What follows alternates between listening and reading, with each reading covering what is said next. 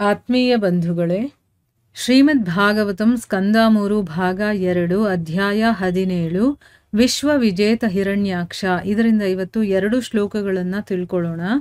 ಶ್ಲೋಕ 17 ದಿವಿಸ್ಪೃಶೋ ಹೇಮ ಕಿರೀಟ ಕೋಟಿಭಿರ್ ನಿರ್ಯುದ್ಧ ಕಾಷ್ಠೌ ಸ್ಫುರದಂಗದಾಭುಜೌ ಗಾಂ ಕಂಪಯಂತೌ ಚರಣ್ಯೈ ಪದೇ ಪದೇ ಕಟ್ಯಾ ಸುಕಾಂಚ್ಯಾರ್ಕಮತೀತ್ಯ ತತ್ಥತುಹು. ಅನುವಾದ: ಅವರ ಶರೀರಗಳು ಅತಿ ಎತ್ತರವಾಗಿ ಬೆಳೆದವು. ಅವರು ತಮ್ಮ ಸುವರ್ಣ ಕಿರೀಟಗಳ ತುದಿಯಿಂದ ಆಕಾಶವನ್ನೇ ಚುಂಬಿಸುವಂತೆ ತೋರುತ್ತಿತ್ತು. ಅವರು ಎಲ್ಲ ದಿಕ್ಕುಗಳನ್ನೂ ಮರೆಮಾಡಿದರು. ನಡೆಯುತ್ತಿದ್ದಾಗ ಪ್ರತಿ ಹೆಜ್ಜೆಗೂ ಭೂಮಿ ನಡುಗಿತು. ಅವರ ತೋಳುಗಳು ಹೊಳೆಯುವ ತೋಳ್ಬಂದಿಗಳಿಂದ ಅಲಂಕೃತವಾಗಿದ್ದವು. ಅವರ ನಡುಗಳಿಂದ ಸೂರ್ಯನನ್ನು ಮುಚ್ಚುತ್ತಿರುವರೆಂಬಂತೆ ನಿಂತರು. ಅವರು ಸೊಂಟಗಳಿಗೆ ಉತ್ತಮವಾದ ಹಾಗೂ ಸುಂದರವಾದ ನಡುಪಟ್ಟಿಗಳನ್ನು ಕಟ್ಟಿದ್ದರು. ಶ್ಲೋಕ 18 ಪ್ರಜಾಪತಿರ್ನಾಮ ತಯೋರಕಾರ್ಷೀದ್ ಯಃ ಪ್ರಾಕ್ ಸ್ವದೇಹಾಧ್ಯವಯೋರಜಾಯತ ತಂ ವೈ ಹಿರಣ್ಯಕಶಿಪುಂ ವಿದುಪ್ರಜಾ ಯಂ ತಂ ಹಿರಣ್ಯಾಕ್ಷಮಸೂತ ಸಾಗ್ರತಃ. ಅನುವಾದ: ಜೀವಿಗಳ ಸೃಷ್ಟಿಕರ್ತ ಕಶ್ಯಪ ಪ್ರಜಾಪತಿಯು ತನ್ನ ಅವಳಿ ಮಕ್ಕಳಿಗೆ ಹೆಸರಿಟ್ಟನು. ಮೊದಲು ಹುಟ್ಟಿದವನಿಗೆ ಹಿರಣ್ಯಾಕ್ಷನೆಂದು ಹೆಸರಿಟ್ಟನು. ದ್ವಿತೀಯ ಗರ್ಭದಲ್ಲಿ ಮೊದಲು ಸೇರಿದವನಿಗೆ ಹಿರಣ್ಯಕಶಿಪು ಎಂದು ಹೆಸರಿಟ್ಟನು. ಇವು ಶ್ಲೋಕಗಳು ಮತ್ತು ಅವುಗಳ ಅನುವಾದ. ಈಗ ಭಾವಾರ್ಥದ ಮೂಲಕ ನಾವು ಇದರ ಅರ್ಥವನ್ನು ತಿಳ್ಕೊಳ್ಳೋದಕ್ಕೆ ಪ್ರಯತ್ನ ಮಾಡೋಣ. ಓದ ಭಾಗದಲ್ಲಿ ನಾವೇನು ತಿಳ್ಕೊಂಡ್ವಿ? ಹಿಂದಿನ ಕಾಲದಲ್ಲಿ ಈ ಇಬ್ಬರು ದೈತ್ಯರು ಕಾಣಿಸ್ಕೊಂಡ್ರು. ತಕ್ಷಣನೇ ಏನಾಯಿತು? ಅವರ ದೇಹ ಬೆಳೀತಾ ಹೋಯ್ತು. ಮತ್ತು ಅವರು ಅಸಾಮಾನ್ಯವಾದಂಥ, ಅಂದರೆ ಸಾಮಾನ್ಯರು ಮಾಡೋಕ್ಕಾಗದೇ ಇಲ್ಲ ಅಂಥ ಒಂದು ದೈಹಿಕ ಲಕ್ಷಣಗಳನ್ನೆಲ್ಲ ಅವರು ಪ್ರದರ್ಶನ ಮಾಡ್ತಾರೆ. ಅವರು ಉಕ್ಕಿನಂತಹ ಶರೀರವನ್ನು ಹೊಂದಿದ್ರು. ಆ 2 ದೊಡ್ಡ ಪರ್ವತಗಳು ಹೇಗೆ ಬೆಳೆದ್ರೆ ಕಾಣಿಸುತ್ತೋ ಆ ರೀತಿ ಇವರ ದೇಹ ಬೆಳೀತಾ ಹೋಯಿತು. ಅಂದರೆ ಅಷ್ಟು ಎತ್ತರವಾಗಿ ಅವರು ಬೆಳೀತಾ ಹೋದ್ರು ಅಂತ ತಿಳ್ಕೊಂಡ್ವಿ.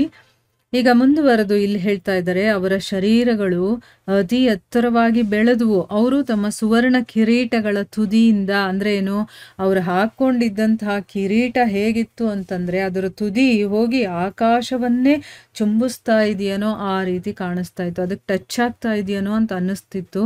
ಆ ರೀತಿ ಕಾಣಿಸ್ತಿತ್ತು. ಅವರು ಎಲ್ಲ ದಿಕ್ಕುಗಳನ್ನು ಕೂಡ ಮರೆ ಮಾಡಿದ್ರು. ಅಂದರೆ ಅಷ್ಟು ಅಗಲವಾದ ಶರೀರ ಅವ್ರದ್ದಾಗಿತ್ತು ಅಂತ. ನಡೀತಾ ಇರಬೇಕಾದ್ರೆ ಒಂದೊಂದು ಹೆಜ್ಜೆ ಇಟ್ಟರೂ ಕೂಡ ಭೂಮಿ ನಡುಗ್ತಾ ಇತ್ತು. ಅವರ ತೋಳುಗಳು ಹೊಳಿತಾ ಇರುವಂಥ ತೋಳ್ಬಂದಿಗಳು ಅಂತ ಹೇಳ್ತೀವಲ್ವ, ಅದನ್ನು ಹಾಕ್ಕೊಂಡು ಅಲಂಕಾರ ಮಾಡ್ಕೊಂಡಿದ್ರು. ಅವರ ನಡುಗಳಿಂದ ಸೂರ್ಯನನ್ನು ಮುಚ್ಚುತ್ತಾ ಇದ್ದಾರೇನೋ ಅನ್ನೋ ರೀತಿ ಅವರು ನಿಂತಿದ್ರು. ಈಗ ಮೋಡ ಸೂರ್ಯನಿಗೆ ಅಡ್ಡ ಬಂದಾಗ ಹೇಗೆ ಕತ್ಲಾಗುತ್ತೋ ಆ ರೀತಿ ಸೂರ್ಯನನ್ನೇ ಅಡ್ಡಗಟ್ಟುವಷ್ಟು ಅವರ ಸೊಂಟ ಇತ್ತು ಅಂತ.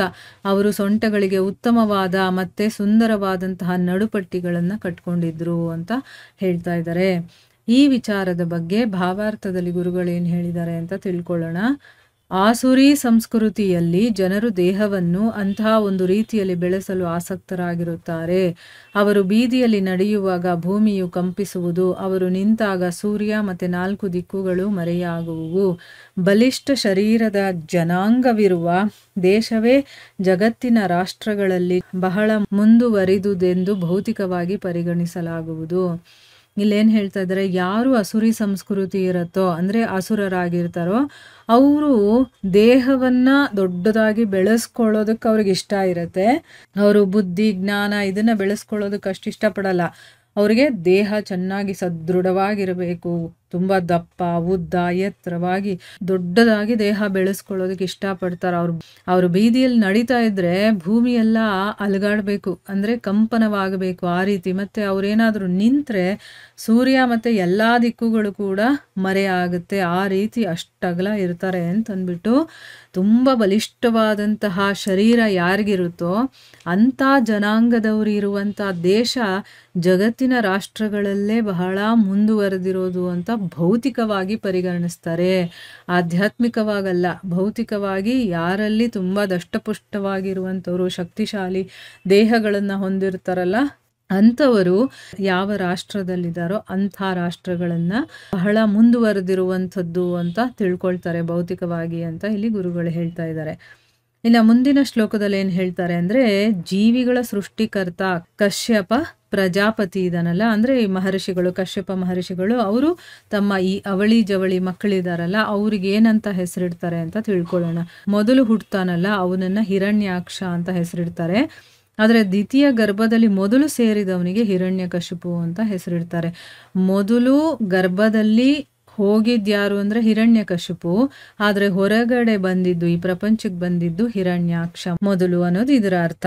ಸೊ ಈಗ ಈ ವಿಷಯದ ಬಗ್ಗೆ ಗುರುಗಳೇನು ಹೇಳಿದ್ದಾರೆ ಅಂತ ತಿಳ್ಕೊಳ್ಳೋಣ. ಪಿಂಡ ಸಿದ್ಧಿ ಎಂಬ ಸಪ್ರಮಾಣ ವೈದಿಕ ಸಾಹಿತ್ಯವಿದೆ. ಅದರಲ್ಲಿ ಗರ್ಭಾಧಾರಣೆಯ ವೈಜ್ಞಾನಿಕ ಅರಿವನ್ನು ಸೊಗಸಾಗಿ ವಿವರಿಸಲಾಗಿದೆ. ನೋಡಿ, ಧರ್ಮ ಗ್ರಂಥಗಳಲ್ಲಿ ಎಲ್ಲ ವಿಷಯಗಳ ಬಗ್ಗೆನೂ ಇದೆ, ವೇದಗಳಲ್ಲಿ ಎಲ್ಲ ವಿಷಯನೂ ಇದೆ. ಅದರಲ್ಲಿ ಪಿಂಡಸಿದ್ಧಿ ಅನ್ನುವಂಥ ವಿಷಯದ ಬಗ್ಗೆನೂ ಕೂಡ ಹೇಳಿದ್ದಾರೆ. ಅದರಲ್ಲಿ ಗರ್ಭಧಾರಣೆ ಅನ್ನೋದು ಹೇಗಾಗುತ್ತೆ ಅಂತ ಕಂಪ್ಲೀಟು ವೈಜ್ಞಾನಿಕವಾಗಿ ವಿವರವಾಗಿ ಅದನ್ನು ತಿಳಿಸಿದ್ದಾರೆ ಅಂತ ಅಂದ್ಬಿಟ್ಟು ಇಲ್ಲಿ ಗುರುಗಳು ಹೇಳ್ತಾ ಇದ್ದಾರೆ. ನಾವು ಓದಿಲ್ಲ, ಅದಕ್ಕೆ ನಮಗೆ ಗೊತ್ತಿಲ್ಲ. ವೇದಗಳಲ್ಲಿ ಇಂಥ ವಿಷಯ ಇಲ್ಲ ಅಂತಾನೆ ಇಲ್ಲ. ಅಂದರೆ ನಾವು ಏನೇ ವಿಷಯಗಳಾಗಿದ್ರೂ ಕೂಡ ಅದೆಲ್ಲದರ ಮೂಲ ಯಾವುದು ಅಂತಂದರೆ ವೇದ. ಅಲ್ಲಿಂದನೇ ನಮಗೆ ಜ್ಞಾನ ಅನ್ನೋದು ಗೊತ್ತಾಗೋದು. ಸೊ ಇಲ್ಲಿ ಪಿಂಡ ಸಿದ್ಧಿ ಅನ್ನುವಂಥದ್ದು ಅಂದರೆ ಗರ್ಭಧಾರಣೆಯ ಬಗ್ಗೆ ಸೊಗಸಾಗಿ ವಿವರಣೆಯನ್ನು ಕೊಟ್ಟಿದ್ದಾರೆ. ಪುರುಷನ ವೀರ್ಯವು ರಜಸ್ಸಿನ ಪ್ರವಾಹದೊಂದಿಗೆ ಸೇರುತ್ತದೆ. ಅನುಕ್ರಮವಾಗಿ 2 ಹನಿಗಳು ಪ್ರವೇಶಿಸಿದರೆ ಆಗ ತಾಯಿಯು ಗರ್ಭಾಶ್ರಯದಲ್ಲಿ 2 ಭ್ರೂಣಗಳನ್ನು ಬೆಳೆಸಿಕೊಳ್ಳುತ್ತಾಳೆ. ಅವಳು ಗರ್ಭಧರಿಸುವುದಕ್ಕೆ ವ್ಯತಿರಿಕ್ತ ಕ್ರಮದಲ್ಲಿ ಅವಳಿ ಮಕ್ಕಳನ್ನು ಹೆರುತ್ತಾಳೆ. ಮೊದಲು ಗರ್ಭ ಪ್ರವೇಶಿಸಿದ ಶಿಶುವು ಅನಂತರ ಜನಿಸುತ್ತದೆ. ಆಮೇಲೆ ಗರ್ಭ ಪ್ರವೇಶಿಸಿದ ಶಿಶುವು ಮೊದಲು ಹುಟ್ಟುತ್ತದೆ. ಮೊದಲು ಗರ್ಭ ಪ್ರವೇಶಿಸಿದ ಶಿಶುವು ಗರ್ಭಾಶಯದಲ್ಲಿ 2ನೆಯ ಶಿಶುವಿನ ಹಿಂದೆ ಇರುತ್ತದೆ. ಆದ್ದರಿಂದ ಹೆರಿಗೆಯಾಗುವಾಗ 2ನೇ ಶಿಶುವು ಮೊದಲ ಶಿಶುವು 2ನೆಯದಾಗಿ ಕಾಣಿಸಿಕೊಳ್ಳುತ್ತದೆ. ಪ್ರಸ್ತುತ ಪ್ರಕರಣದಲ್ಲಿ ಹಿರಣ್ಯಾಕ್ಷನು ಗರ್ಭಪ್ರವೇಶ ಮಾಡಿದವರಲ್ಲಿ 2ನೆಯವನು ಮೊದಲು ಜನಿಸಿದನು. ಮೊದಲು ಗರ್ಭ ಸೇರಿ ಹಿರಣ್ಯಾಕ್ಷನ ಹಿಂದೆ ಇದ್ದ ಹಿರಣ್ಯಕಶಿಪು 2ನೆಯವನಾಗಿ ಹುಟ್ಟಿದನು. ನೋಡಿ, ಇಲ್ಲಿ ಒಂದು ವಿಷಯವನ್ನ ತಿಳಿಸ್ತಾ ಇದ್ದಾರೆ. ಒಬ್ಬ ಪುರುಷ ವೀರ್ಯವನ್ನ ತಾಯಿಯ ಗರ್ಭದಲ್ಲಿ ಕೊಟ್ಟಾಗ ಅದು ರಜಸ್ಸಿನ ಪ್ರವಾಹದ ಜೊತೆ ಅದ್ರ ಒಳಗಡೆ ಹೋಗಿ ಸೇರ್ಕೊಳ್ಳುತ್ತೆ. ಈಗ 2 ಹನಿಗಳೇನಾದರೂ ಪ್ರವೇಶ ಮಾಡಿದ್ರೆ ಗರ್ಭದ ಒಳಗಡೆ, ಆಗ ತಾಯಿ ಗರ್ಭಾಶ್ರಯದಲ್ಲಿ 2 ಭ್ರೂಣಗಳನ್ನು ಬೆಳೆಸ್ಕೊಳ್ತಾಳೆ. 2 ಮಕ್ಕಳು ಅವಳಿಗೆ ಆಗತ್ತೆ. ಅವಳು ಯಾವ ರೀತಿ ಗರ್ಭ ಧರಿಸ್ತಾಳೋ ಅದ್ರ ಆಪೋಸಿಟ್ ಆಗಿ ಅವಳಿ ಮಕ್ಕಳನ್ನ ಹೆರ್ತಾಳವಳು ಅಂತ ಹೇಳ್ತಾ ಇದ್ದಾರೆ. ಅಂದ್ರೆ ಏನು, ಈಗ ಮೊದಲು ಯಾವ ಮಗು ಗರ್ಭ ಪ್ರವೇಶ ಮಾಡಿರುತ್ತೋ ಅದು 2ನೇದಾಗಿ ಹುಟ್ಟುತ್ತೆ. ಮೊದಲು ಪ್ರವೇಶ ಮಾಡಿದ್ರು ಕೂಡ ಹುಟ್ಟೋದು 2ನೇದಾಗಿ. ಆಮೇಲೆ ಗರ್ಭ ಪ್ರವೇಶ ಮಾಡಿರುತ್ತಲ್ಲ 2ನೇ ಮಗು, ಅದು ಮೊದಲು ಹುಟ್ಟುತ್ತೆ. ಹೇಗೆ ಅಂತಂದ್ರೆ, ಮೊದಲು ಗರ್ಭ ಪ್ರವೇಶ ಮಾಡಿರುವಂತಹ ಮಗು ಗರ್ಭಾಶಯದಲ್ಲಿ ಹಿಂದೆ ಇರುತ್ತೆ, 2ನೇ ಮಗು ಮುಂದೆ ಇರುತ್ತೆ. ಇದು ಹಿಂದೆ ಇರೋದ್ರಿಂದ ಹೆರಿಗೆ ಆಗೋ ಸಮಯದಲ್ಲಿ ಯಾವುದು ಮೊದಲಿರುತ್ತೋ ಅಂದ್ರೆ 2ನೇ ಮಗು ಇರುತ್ತಲ್ಲ ಅದು ಮೊದಲು ಹುಟ್ಟುತ್ತೆ. ಮತ್ತೆ ಮೊದಲು ಹೋಗಿರುವಂಥ ಮಗು 2ನೇಯದಾಗಿ ಅದು ಹುಟ್ಟುತ್ತೆ ಅಂತ ಇಲ್ಲಿ ಹೇಳ್ತಾ ಇದ್ದಾರೆ. ಸೊ ಈಗ ಈ ಒಂದು ಘಟನೆಯಲ್ಲಿ, ಇಲ್ಲಿ ನಡೀತಾ ಇರುವಂಥ ಘಟನೆಯಲ್ಲಿ ಹಿರಣ್ಯಾಕ್ಷ ಇದಾನಲ್ಲ, ಅವನು ಗರ್ಭ ಪ್ರವೇಶ ಮಾಡೋದ್ರಲ್ಲಿ 2ನೇ ಅವನು. ಮೊದಲು ಯಾರು ಹೋಗಿದ್ದು ಗರ್ಭದ ಒಳಗಡೆ ಅಂದರೆ ಹಿರಣ್ಯಕಶಿಪು. ಆದರೆ ಹಿರಣ್ಯಾಕ್ಷ 2ನೇಯವನಾಗಿ ಹೋಗ್ತಾನೆ. ಬರುವಾಗ ಹಿರಣ್ಯಾಕ್ಷ ಮೊದಲು ಹುಡ್ತಾನೆ, ಹಿರಣ್ಯಕಶಿಪು 2ನೇಯವನಾಗಿ ಹುಡ್ತಾನೆ ಅನ್ನೋದು ಇದರ ಅರ್ಥ. ಸೊ ಇಲ್ಲಿಗೆ ನಮ್ಗೆ ಅರ್ಥ ಆಗಿದೆ ಅಂತ ತಿಳ್ಕೊಂಡಿದ್ದೀನಿ. ಇಲ್ಲಿಗೆ ನಾವು ನಿಲ್ಲಿಸೋಣ. ಹರೇ ಕೃಷ್ಣ.